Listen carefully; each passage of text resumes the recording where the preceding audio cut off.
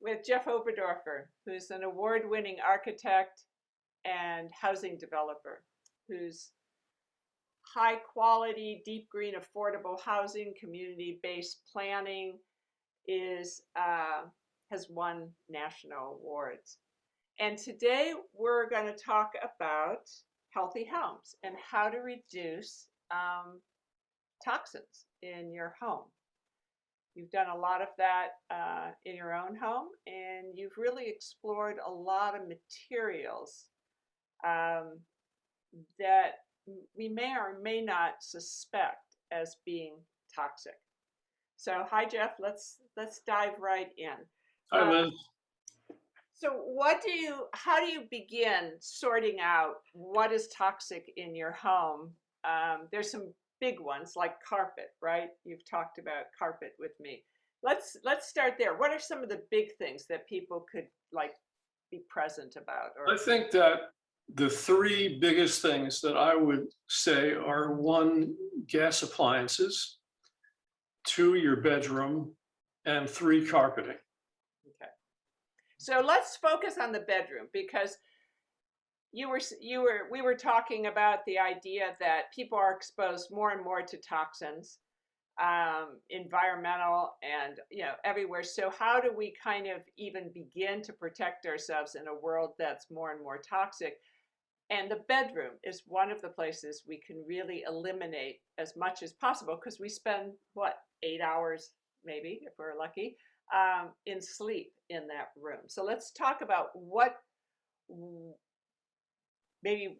to remove and why is it important to remove, like, for example, carpeting out of your bedroom. Well, the issue about carpeting isn't as much about toxicity, is it about the ability to carpet to contain dust and mites. Okay. And it doesn't matter what kind of carpet it is. If you have allergies or you're sensitive to any kind of dust or mites, which many people might be but don't know it, you really need to get rid of the carpet. And this is a big thing for people because people love carpet. But are there better carpets than others? Like is like a wool carpet better than a synthetic carpet? A wool carpet's better because it doesn't outgas from the synthetics, but it's no better in relationship to mites and dust. Right. And also, a lot of the wool that comes in from Europe is then sprayed when it comes into the country for those reasons with toxic chemicals. So if you have an old wool rug that you can dry clean or you can pound outside and get rid of the dust, that's okay. So maybe in other words, not wall-to-wall carpeting for the bedroom. Wall-to-wall carpeting of any type, if you're really sensitive, you should get rid of. And the alternatives are hardwood floors, real hardwood, cork, linoleum. Some of the new hardwood floors are in bamboo. Mm-hmm. So the only thing you have to be careful about hardwood floors, especially the pre-manufactured ones, is you need to check with the manufacturer to see what kind of glues they use and if there's any formaldehyde in the wood that's below the bamboo. Okay, so that gets us into pressed wood, which a lot of furniture is made from. So you're not looking at full wood, you're looking at pressed wood, which has glues through it, and glues often have formaldehyde in them, correct? Exactly. So let's talk about formaldehyde. Why is formaldehyde I mean, I don't know how many people assume they understand that formaldehyde is toxic. Well, it's fairly toxic, and people know it's toxic, and the building industry and the construction industry has started to remove fiberglass and formaldehyde from a lot of the products, like in insulation. Okay. So now we have wool insulation, hemp insulation, even regular insulation without formaldehyde. So there's really no reason to buy, for instance, insulation with formaldehyde in it. Right. In terms of the furniture you're talking about, sometimes buying old furniture that's already outgassed is better than buying something brand new. You probably have heard, at least when I grew up, people used to talk about new car smell, Yeah. and it was a status symbol. But what it was the plastics outgassing in the car. And we were breathing it. Yeah. And we were breathing it and enjoying it because it meant we had a new car. Right. Right. So it's the same with a house. So there's things that smell that kind of give you a cue that, hey, there's something going on here. And I know for myself, I've literally opened something that I can't even live with because it smells so much. And Mhm. whether that's clothes or carpet or furniture or anything. So there's that layer. What about the paints that you're using to paint the bedroom? Well, paints now are available in no VOC. What is that? VOC, What does that mean? VOC is volatile organic chemicals. Okay. So any paint store would have no VOC paints or stains. For people who are hypersensitive, there's even better paints than that, which you can find online on some of the websites like Healthy Building Materials. Parsons School of Design in New York City has a great program with all kinds of materials that are non-toxic. Mhm. So there's lots of places to look. Paint's an easy one. The Okay. issue back to the bedroom is really the bed itself and what kind of sheets and pillowcases you have. If they're synthetic rather than cotton or flannel or something else, Yeah, linen. then you're breathing that in all night long. And if your mattress is foam, which many new mattresses are foam, they could also be outgassing. So for somebody who's sensitive, you really need to look at an organic bed and make sure that the wood is not primed with toxic finishes or glued with VOC glues. And make sure you also sleep in clothes that are not polyester, but cotton and flannel, so that you're not breathing all night long in these kinds of chemicals. Now, in California, about 5 or 6 years ago, maybe even longer, the fire departments in the state pushed the state to incorporate flame retardant materials in children's bedclothes and in beds. And this, after a year or two, proved to be really, really toxic. And that's one of the starts in California, at least, with people who are chemists calling themselves green chemists and working in the public welfare to change that. And the California reversed that now. So they did it because people were dying in bed from smoking cigarettes. And of course, if you had polyester or other kinds of man materials, On the clothes. the flame retardants, you would be breathing that in. And if it touched your skin, you'd come in through your skin. So that was a learning lesson. And that was one of the first times that I became aware really of the bedroom as how important it was to really take a look at the bed itself, the pillows, pillowcases, your sheets, and the bed itself and how it's made. And then when you add that to taking the carpet out, you can really change the entire ambience and atmosphere of the bedroom to be a healthier place. And that is a huge time because we're actually not only sleeping, but our organism is regenerating itself. Exactly. So it's a beautiful time to be cleansing the liver and not taking in more toxins. Exactly. So talk about air filters because you've done a tremendous amount of research on quality air filters and what do people need to look? Because that's another thing they could add to the bedroom if they are sensitive or even if they're not and they just want an environment where they are not exposed to any more chemicals for that night. How, keeping it simple, keeping it pretty bare. I know lights have a place in that whole subject, but air filters do too. So what do you have to say about air filters? Well, if it's an air filter you buy, There are some really high quality ones, and there are some allergy websites that if you just looked up, I think it's called just allergy, you just look up allergy websites and they have all kinds of products and some very good air cleaners. And the key there is changing the filters very often. If your air filtering system is mechanical and it's in the house like forced air, then the important thing is to change those filters really often, more often than the manufacturer recommends, and make sure that you put in the best filter that that system can handle. Okay. Great. Yeah. That's like water systems also. It's the same thing. Yeah. Same thing. Yeah. Is clearing that. Let's talk about lights, because I know that lighting affects us, affects our sleep patterns. As an architect, do you have any feelings about creating that very, I mean, you could actually design a bedroom that would be really non-toxic and also perfect for sleeping, where you don't have a lot of lights from outside, or you don't have lights that are constantly on and beeping, and getting rid of all that kind of electronic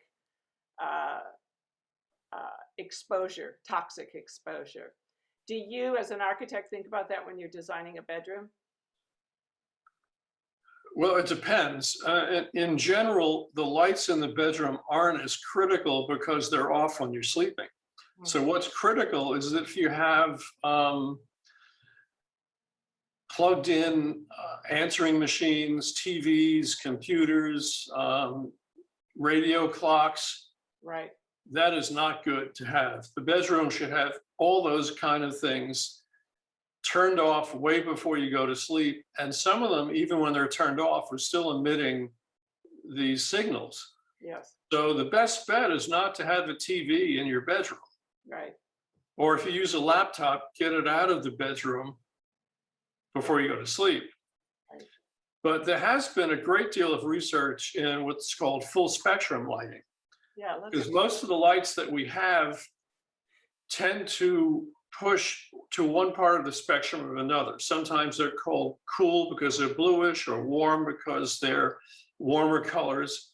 But there are some full spectrum lights. So for people who are sensitive to lights, full spectrum light bulbs are available on the internet. They cost a lot more than regular bulbs. But if you're sensitive to that, and you probably remember, I think it was in the 70s or 80s, people would go to department stores and come out totally frazzled. Yes. Because of the ballast from the fluorescent lights, the chemical smells from all the free cologne samples, let alone all the materials that are outgassing. Yes. So that same thing can happen in your house. And many people are sensitive to not having balanced lights. And for people who don't understand what that is, if you have a mirror in your bathroom that you can switch on to cool or warm, or if you go to a paint store and you can look at the kind of the paint in certain lights, with full spectrum, all the colors of the spectrum are in the bulb.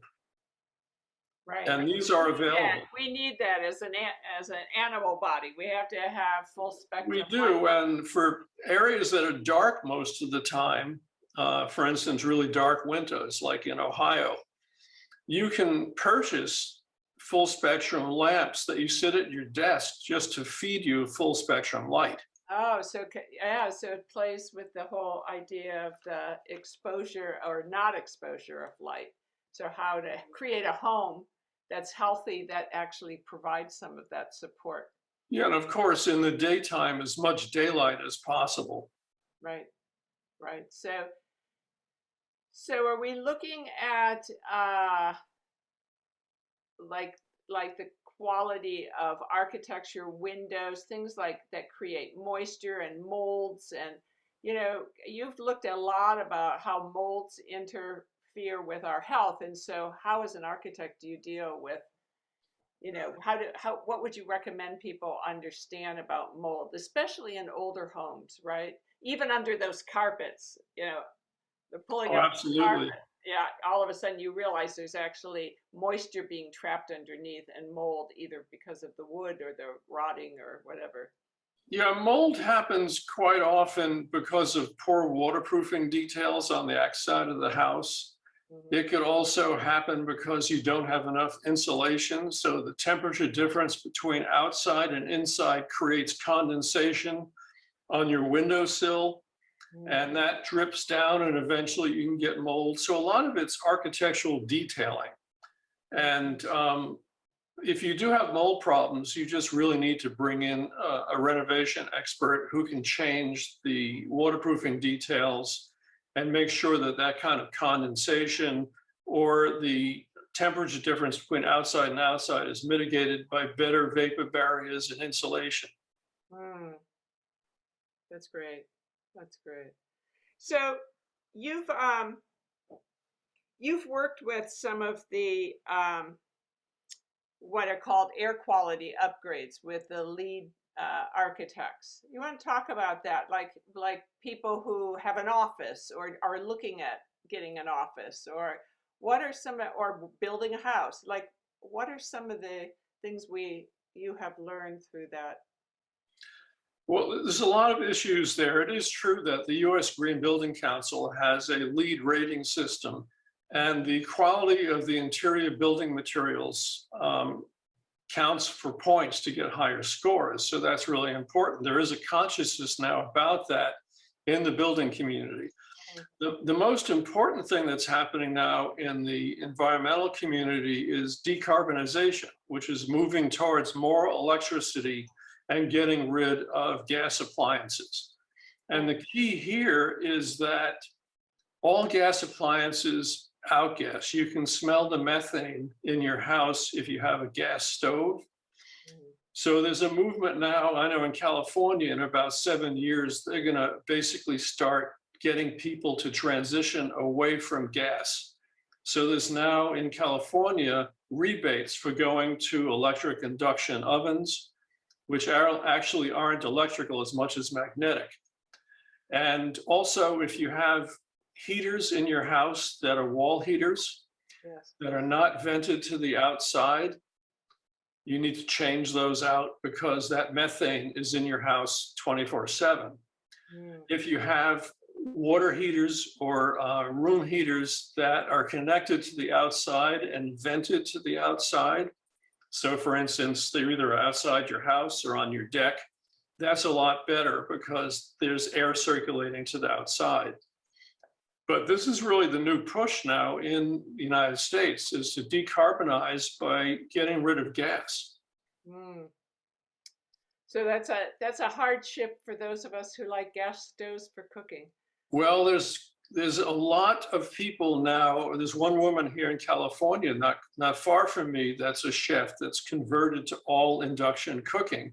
And she has all kinds of recipes and classes online about how to cook with induction cooking. The interesting thing about induction is that it's much safer than gas because it can't blow up. If you put your hand on it, you can't get burnt Oh, wow. because it cooks by magnetics.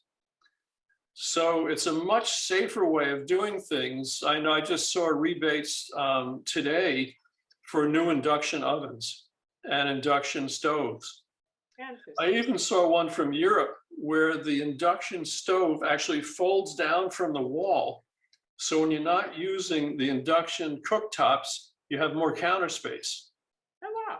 So there's a lot of interesting things happening.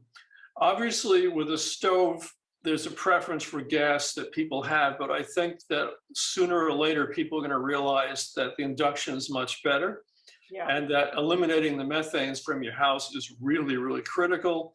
It's probably not going to come into law for 7 or 8 years, at least here in California, but that's the push.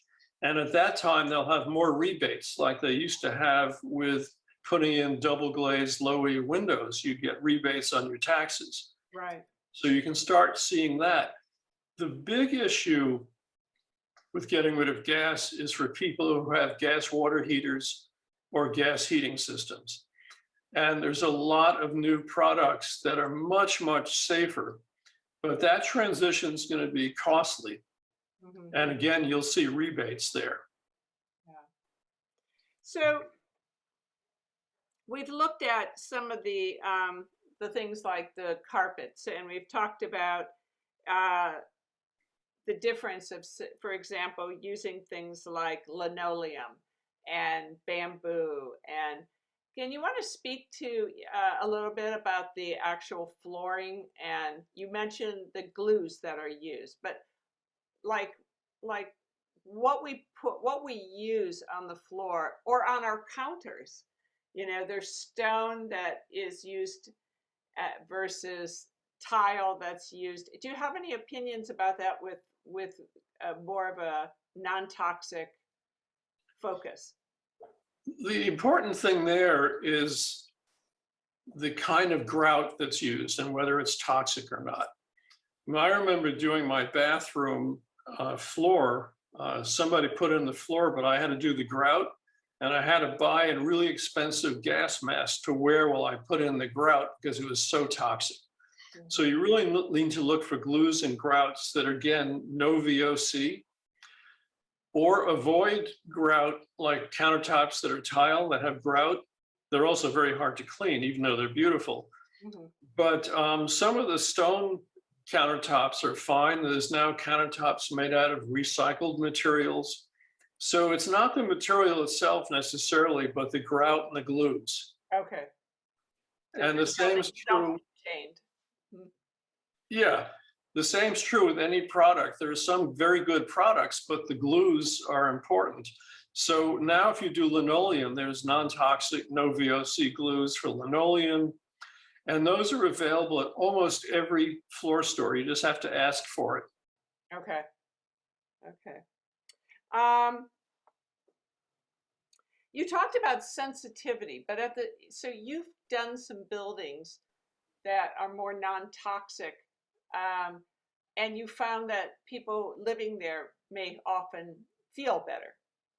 And I'm wondering how, in the larger realm, we've got our home, and maybe we're renting, maybe we own it, maybe we can, pull everything out and make it non-toxic, maybe not. But if we're looking for maybe a new apartment that we're going to go into a building, and I know you used to talk about the fact that buildings now are so sealed well that toxins actually can now stay in the building. How does that, as an architect who's like looking to build affordable housing, or, what are you looking for when you're designing a building?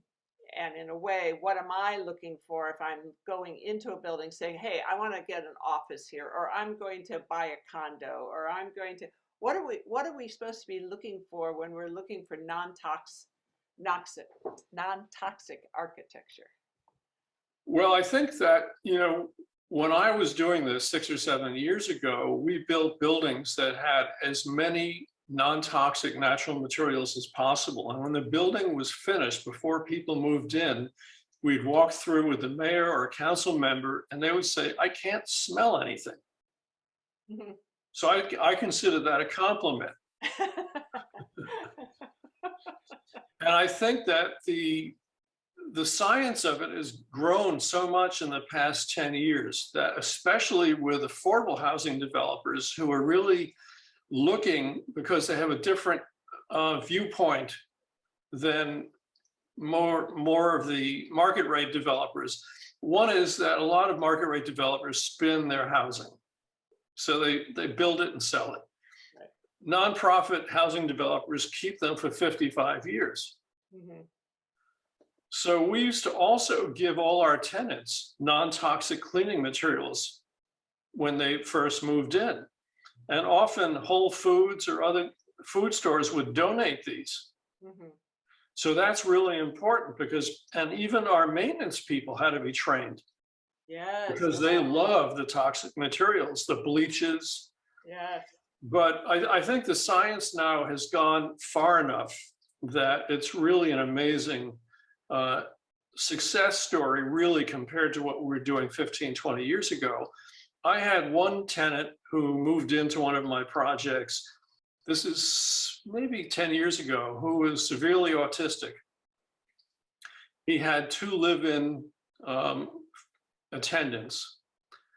And his mother told me, who became a consultant in autism because of her son, that since he'd been living in our apartment, his early stage asthma had disappeared, and he was off a lot of his meds just from moving into, at that point, this is a very non-toxic apartment building. Mhm. So that's somebody on the spectrum, but for seniors, for children, and for any of us with compromised immune systems, which is probably most of us, that's a huge, huge issue. And I think multifamily actually is ahead of single family housing in that era Hmm. because But of the consciousness of the affordable housing developers. Most of the affordable housing developers tend to be ahead of the market because of their moral desire to create really beautiful, safe places. So even some of the use of photovoltaics, some of the energy issues, the nonprofits were usually way ahead of the market. Mhm. So I think affordable housing really has a lot to offer as models. And there's models now that are way better than what I was doing 7 years ago. So Mhm. it's really progressed. That's wonderful. That's so great to hear. Is there any of the new building uh, materials, the hemps, the bamboos, the sod buildings, are there any of those that you find uh, that you would kind of want to know something about because they're great ideas, they're regenerative? Are there toxins within some of the new materials that we haven't discovered yet? No, because they're natural materials. They grow faster, so that means they put out less carbon. So for instance, bamboo can be harvested really quickly, so can hemp. Yes. Whereas a tree, even though lumber can be really a good building material, a tree could take 80 years. Yes. Whereas these new materials like straw and hemp and agricultural waste, not only some of them like hemp won't burn, Ah, so they're also fire safe. they're fire safe, they're safe in terms of insects. Mm. And there's many, many people experimenting with this. There's a firm that I've been in consulting with in Australia, Morocco, that's doing amazing testing on foam panels. And there's a real movement throughout the United States on using hemp as a insulation material, hemp blocks, hemp surfacing, Yes. and then going over that with a no VOC paint or some kind of lime paint. Mhm. So those are wonderful building materials, and in that way the single family housing is ahead of multifamily because multifamily, as these units are stacked, so it's a very different position. But you can go online and look up hemp, and there's all kinds of organizations you can join and find out who in your region in the United States is doing hemp housing if you want a new house that's hemp. Mhm. And that's a very exciting new development. And I think that it's growing very, very fast. Yeah. Another one is mycelium or mushrooms. Mhm. There are people experimenting with building materials out of mushrooms, and actually mushrooms are now being used as a styrofoam substitute. Oh, You that's probably have seen like a brown material in packaging mhm. instead of the white styrofoam. That's usually mushrooms, That's great. mycelium. That's great. Because there is a lot of styrofoam in furniture. There's a lot of styrofoam in packaging, certainly, but a lot of our things, children's toys, furniture. We don't really think of our furniture as being toxic, but just like our bed, you're looking at a lot of the Well, material. toys are a big one, especially for infants because they chew on them. Yes. And a lot of the toys are manufactured in China, Mhm. which doesn't even have the restraints that we have in this country. Yes, around what chemicals, what So try to buy wood toys for your grandchildren and children, and stay away from plastics as much as is possible. But that is really something to look at, is especially for babies. You see a baby sucking on a plastic rattle, Hmm. you know, that's just awful. Yeah, so they're not, and when we are looking at that, we're looking at BPA free. We're looking at, that's another thing with all the plastics that are in our homes now. Um, Along with the styrofoams, there's a lot, because inexpensive furniture often have, you turn it over and part of it is styrofoam, Yeah. the back of the desk or or it's press board, or so Hmm. some of it can be made from something, but then the rest of it isn't. And it's, my refrigerator has styrofoam inside in the back of it for holding certain things. Like we see styrofoam used in lots of different places that when we're in direct relationship to it is outgassing. And in plastics, I think they're popular because they can be cleaned. But like you said, your cleaning materials can be as toxic as being exposed to so Yeah, but germs. if an infant's chewing on a plastic toy, you can clean it as much as you want. That's not going to do any good. I would stick to wood toys or toys that are non-toxic. Yeah.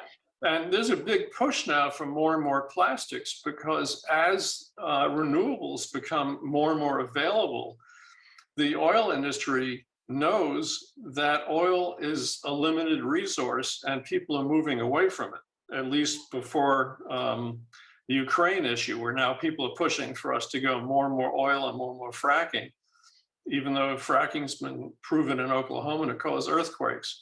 But people are desperate, and the oil companies are pushing plastics. Yes. And plastics cannot be recycled. No matter what people say, the whole recycling numbering system was a hoax Mm. that the government bought and the plastic industry pushed. Most of the plastics go to the dump or in the ocean. Yes. So it's really important to buy as little plastic as possible. Yes. So you in the building industry also see plastics appearing in all kinds of ways that didn't used to be. Yeah.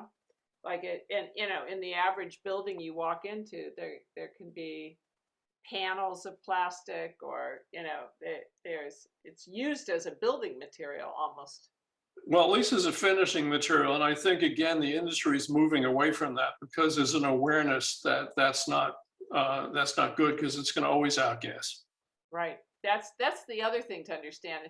It's like going back to the car metaphor. You think that's going to go away because it kind of goes away because the smell wears off. But in fact, the actual exposure continues on, and some formaldehydes never stop outgassing. There are some more natural fabrics that are coming out now. The furniture manufacturers like Knoll are producing fabrics that are less toxic, and you can look on online, like for Cradle to Cradle or C2C, which is a company that evaluates different products on how healthy they are. And they have a rating system, and you can look up almost any material and see what chemicals are in it, where it was made, how far it's traveled, because that means it's used oil to get here.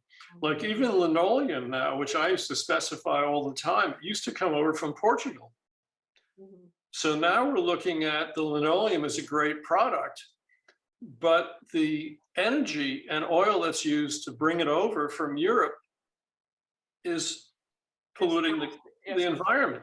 Yeah. So now there's a company that's just developed a liquid linoleum that is the same exact chemistry as regular linoleum that you can pour on the floor. It's made in a 5-gallon drum right on the site. It's poured out, it's seamless, and it's the same exact product as linoleum. What is linoleum? What does it mean? Linoleum is a combination of cork and other materials So and it comes from Portugal, from the oak trees in Portugal, and actually it's a very sustainable ecological area in Portugal. And I read about this because there's a move now in winemaking to use plastic caps instead of corks. Yes. And it was impacting this wonderful sustainable industry in Portugal. Mhm. So I think we should stay with corks. So And they're cork, recyclable, so they can, yeah, and cork is also you leave your cork things and they make new cork tops. cork is also an amazingly good acoustic material rather than carpet. Yeah, it's You just have to make sure that the way it's finished isn't with toxic finishes. Uh-huh. Yeah. So that takes some research. And again, the Cradle to Cradle website or Healthy Building Materials website at a Parsons school in New York that has an amazing websites and classes on non-toxic materials. And there's a Healthy Building Network where people can go look and read their papers on different types of materials. They have rating systems on what is the most non-toxic paint.